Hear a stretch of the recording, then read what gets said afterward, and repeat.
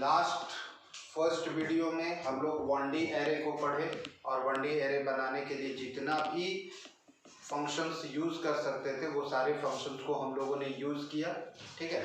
और 1D array उन्हीं सब फंक्शंस के थ्रू हम लोग बना सकते हैं। अब हम लोग जैसे अभी बताए थे कि नमपाई एरे में हम लोगों का दो तरह का एरे होता है, एक 1D एरे होता है और एक 2D एरे होता है। तो 1D एरे के बारे में तो हम लोगों ने सारा कुछ पढ़ लिया है। अब हम लोग 2D एरे के बारे में पढ़ेंगे और वो 2D एरे कैसे क्रिएट किया जाता है, ठीक है ना। तो सेकेंड पॉइंट आपका है to create 2D numpy array, 2D numpy array, ठीक है।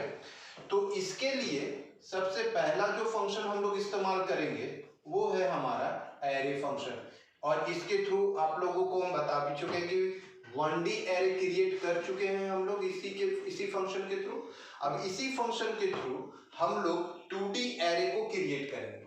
कैसे, उसका पहला एग्जांपल देखो, ठीक है ना।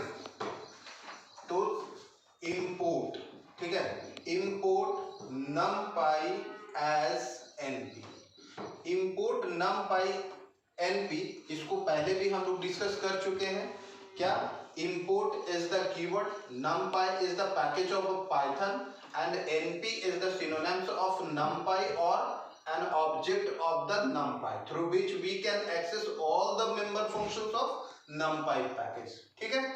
अब इसमें एक एरे क्रिएट कर रहे हैं जिसका नाम AR1 है। ये भी हम बता चुके हैं कि AR1 2 3 लेना ही कोई जरूरी नहीं है, आप जो चाहे वो नाम ले सकते हैं, AR1 AR2, या आप कोई दूसरा नाम आपको समझ में आए वो भी ले सकते हैं।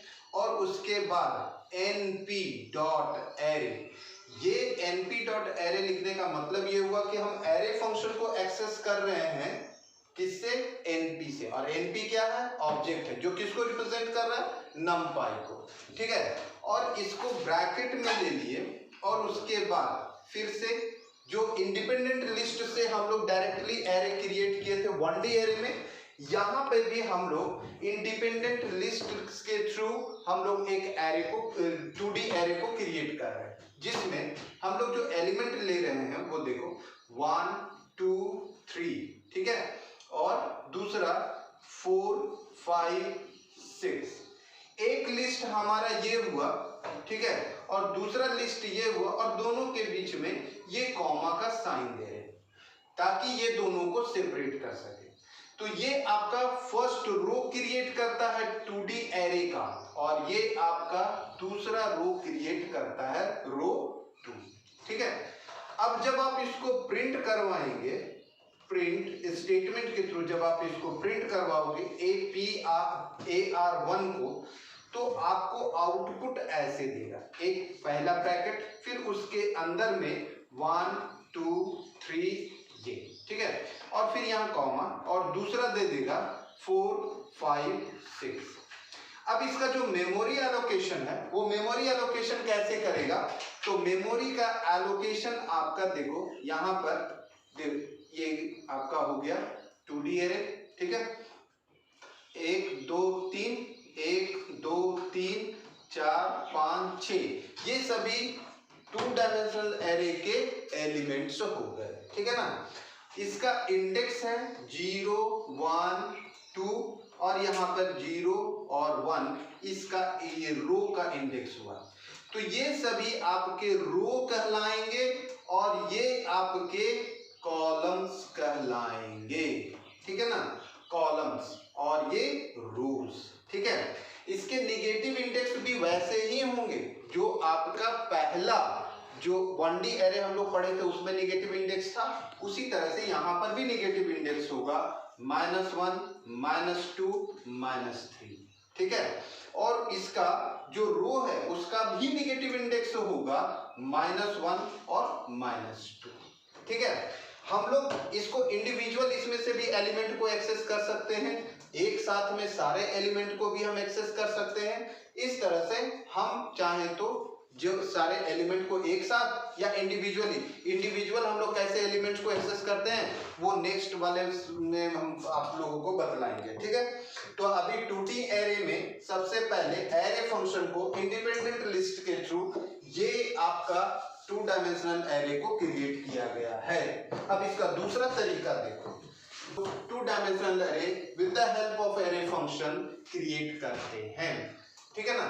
तो सबसे पहले एक लिस्ट बना लो, लिस्ट 1, ठीक है। और इसमें आप बना ले 4 एलिमेंट हम चेंज कर दे रहे हैं, 4, 6, 8, ठीक है। और दूसरा ले लो 10, 12, 14, ठीक है। तो ये एक आपका 2 डायमेंशनल लिस्ट क्रिएट हो गया। अब इसको करना क्या है कि AR2 NP dot array function को कॉल करेंगे और उसके अंदर सिंपली ये लिस्ट को पास कर देंगे, ठीक है। तो ये भी उसी तरह से क्रिएट हो जाएगा जैसे कि अभी आप प्रीवियस एग्जांपल में देखें। तो क्या कर रहे हैं कि ये जो आपका एरे है ये 2 डायमेंशनल एरे जिसमें 2 रो और 3 कॉलम्स क्रिएट हो रहे हैं, ठीक है ना। तो पहले में 4, 6, 8 पहला रो का एलिमेंट हो गया और दूसरे रो का एलिमेंट 10, 12, 14 ये हो गया, ठीक है। आप चाहें तो नंबर ऑफ रोज बढ़ा सकते हैं, आप यहाँ पर एक लिस्ट और डिफाइन कर देंगे तो आपका 3rd रो बन जाएगा, और करेंगे 4th रो बन जाएगा। हम अभी 2 छोटा एग्जांपल लेकर के चल रहे हैं। इसका इंडेक्स भी वैसे ही जैसे कि प्रीवियस एग्जांपल में बताया 0, 1, 2, 0, 1 ये आपका पॉजिटिव इंडेक्स हो गया और ये इसका निगेटिव इंडेक्स हो गया यहाँ -1 और ये -2, ठीक है। अब ये हो गया एरे फंक्शन के थ्रू 2 डायमेंशनल एरे को क्रिएट करना, ठीक है ना। अब इसको हम लोग एक और मेथड है जो आप लोग पढ़ चुके हैं, अरेंज, ठीक है ना, ARANGE, ठीक है। इसके थ्रू भी हम लोग क्रिएट कर सकते हैं। कैसे? अब देखो अरेंज फंक्शन के बारे में हम लोग पहले भी पढ़ चुके हैं कि इसमें कैसे हम लोग 1 डायमेंशनल एरे को क्रिएट करते हैं। 1 डायमेंशनल एरे को ही हम लोग रीसेप एक मेथड होता है जिसके द्वारा हम लोग 2 डायमेंशन में उसको कन्वर्ट कर देंगे, ठीक है। तो अरेंज फंक्शन का एक देख लो कैसे करेंगे, है ना। AR3 is equals to NP dot arrange और ब्रैकेट में यहां पर 8 दे दिए, ठीक है। 8 दे दिए तो ये क्या करेगा कि आपका 8 एलिमेंट्स क्रिएट करेगा। कहां से? 0 से। इसका सिंटैक्स हम बताए थे, क्या होता है, स्टार्ट होगा, स्टॉप होगा, स्टेप होगा। हम सिर्फ इसमें क्या लिए हैं, स्टॉप। इसका मतलब डिफॉल्ट स्टार्ट वैल्यू क्या होगा, 0। तो 0 से लेकर के 8 तक, 8 से एक कम तक, यानी कि 0, 1, 2, 3, 4, 5,